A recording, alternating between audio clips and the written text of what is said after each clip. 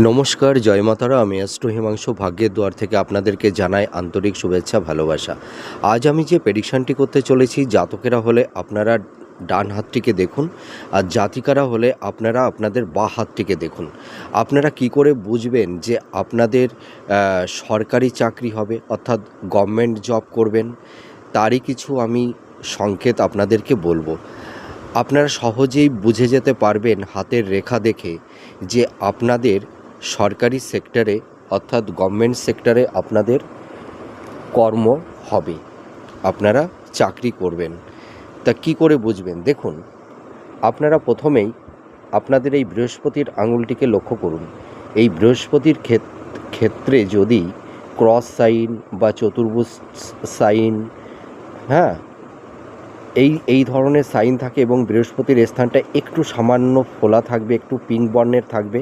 আর একটি জিনিস দেখবেন, আপনাদের এই যে মস্তিষ্ক রেখা, এই মস্তিষ্ক রেখা যদি এই মঙ্গলের ক্ষেত্রে এসে যদি একটু শাখাযুক্ত হয়, আবার অনেক সময় শাখাযুক্ত না হলেও হবে, যদি আপনাদের সুন্দর একটা মস্তিষ্ক রেখা থাকে, যদি কোনো কাটা জাল চিহ্ন না থাকে, তাহলেই হবে।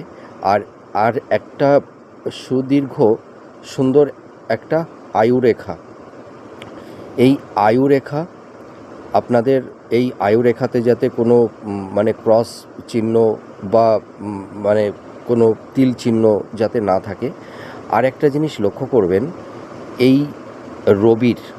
রবির ক্ষেত্রটা, এই রবির ক্ষেত্রে যদি মানে শুভ চিহ্ন থাকে, অর্থাৎ যদি সুন্দর একটা রবি রেখা থাকে বা রবির স্থানটা যদি একটু ফোলা থাকে, ঠিক আছে।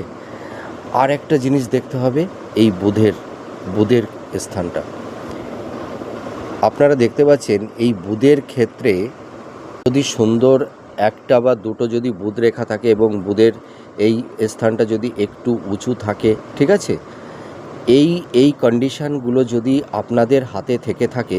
আর এর পাশাপাশি আরেকটি জিনিস দেখতে হবে, এখানে বৃহস্পতির আঙুল আর রবির আঙুল দেখুন, দুটো মানে এর হাইট সমান আছে কি না, অথবা আপনারা দেখবেন যদি এই রবির আঙুলের থেকে যদি বৃহস্পতির আঙুল একটু সামান্য উঁচু হয় তাহলে ভালো। আর যদি এই রবির আঙুল আর বৃহস্পতির আঙুল যদি দুটোর মানে উচ্চতা যদি সমান হয় তাহলেও হবে। এই সাইনগুলো যদি আপনাদের হাতে থেকে থাকে তাহলে আপনারা সরকারি জব করবেন, অর্থাৎ শিক্ষকতা, স্কুল অথবা কলেজ বা বিশ্ববিদ্যালয়ে আপনারা কর্মরত থাকবেন। নমস্কার।